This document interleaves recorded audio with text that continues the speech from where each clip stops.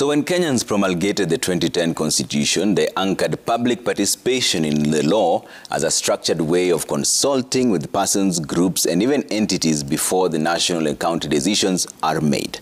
Though at counties, little activities happen, the practice is less practiced at the national level. However, across the border, in Rwanda, their public participation model is anchored around a two-day national conference where citizens hold their leaders and government to account. Citizen TV's Waiga Moura attended day one of this conference, where the host, President Paul Kagame, took time to castigate state officers who neglect civic duty to focus on personal interests.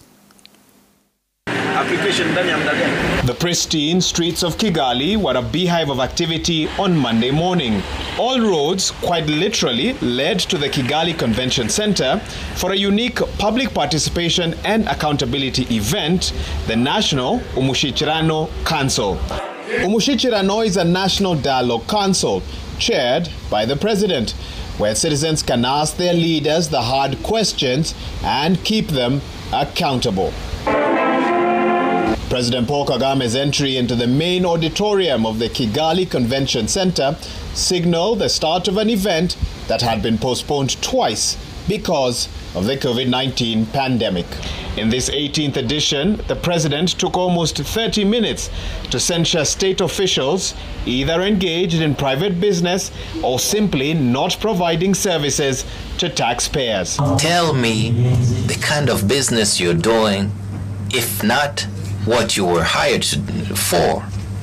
President Kagame narrowed in on the healthcare sector, where he questioned why stunting in children is still a factor in a country where resources have been allocated to deal with the causative factors. We have very healthy leaders who have malnourished children in the country.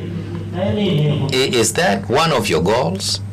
Beyond Rwanda's borders, the president called for Africans to take charge of their present so as to change the future, appealing for concerted effort across the continent so as to implement policies that had been agreed upon.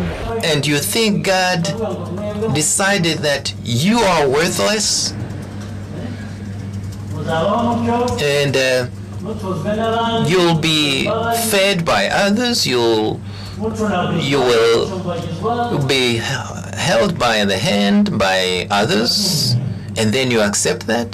Attendees included ambassadors, religious leaders, civil servants, and Rwandese from all walks of life. We need to look at where we are now, even with the impact of COVID, everything.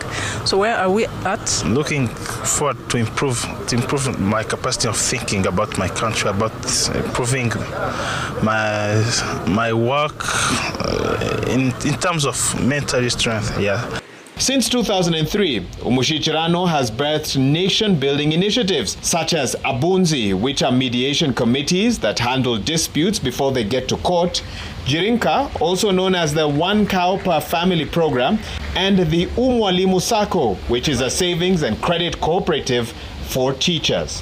Even as President Paul Kagame took time to censure and castigate ministers and state officials who have been deemed as non-performers at this National Dialogue Council, nevertheless, for a lot of citizens, they'll also be keen to see what will happen tomorrow, when state officers and ministers will sign performance contracts and others will be awarded in that particular ceremony.